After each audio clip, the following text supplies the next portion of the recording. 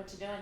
Hey Bethany. I'm just reading this color atlas of locomotor systems and human anatomy.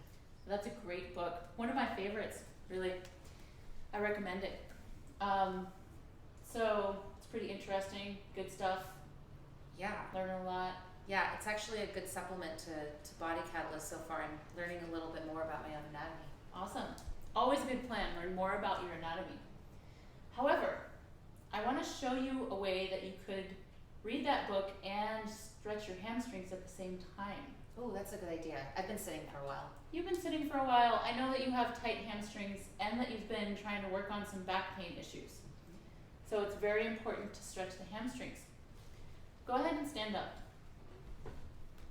So you know where your hamstrings are? Backs of my thighs. Yeah. Running down the backs of the legs. So to stretch them, we have to do a little forward bend. We're going to do this right here.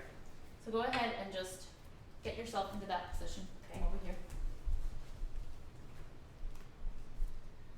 That looks great.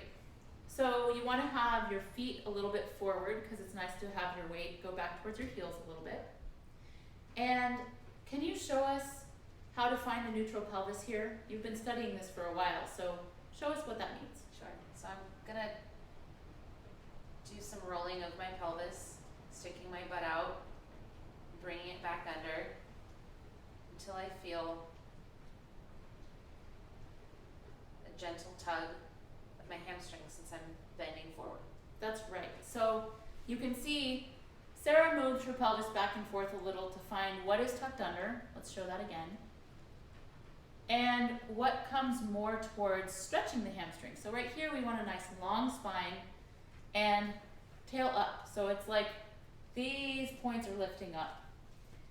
If you have to bend your knees to find that, that's perfectly okay.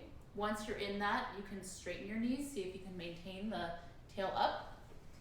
And if it still doesn't work to find neutral, try to bring your arms up a little higher. So if that doesn't work, you could be at a countertop or a higher stool, just something a little bit more accessible. If you need a little more stretch, you could come down onto your elbows here or find a lower chair. Trying to keep neutral, weight goes into the heels, etc.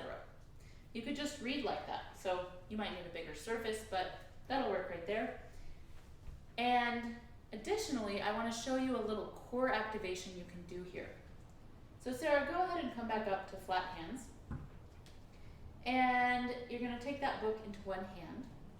And without changing your weight at all, so stay perfectly balanced, much like a quadruped exercise, just bring that arm forward. So that gives your core some information and makes the stretch a bit more active. Just challenges your stability gently. Try the other arm. Which is a really nice thing to do when we're stretching because it helps to integrate that new flexibility into our movement pattern. Now try with both arms. Both arms is more challenging. So one arm could be challenging enough. Try to keep the back of your neck long, that's really good. And bring it down. And you can do that a few times. You could spend a few minutes reading there. You're just trying to feel a nice stretch on the back of the leg. It's totally fine to keep the knees bent and to have to start out higher. This will give you an opportunity to get more flexible and strong even as you're reading something. Pretty cool, huh? That's pretty good. I feel a lot looser now since I've been sitting for so long. That's awesome. Now you can go back to reading about your locomotor system and learning more about anatomy, and your anatomy will feel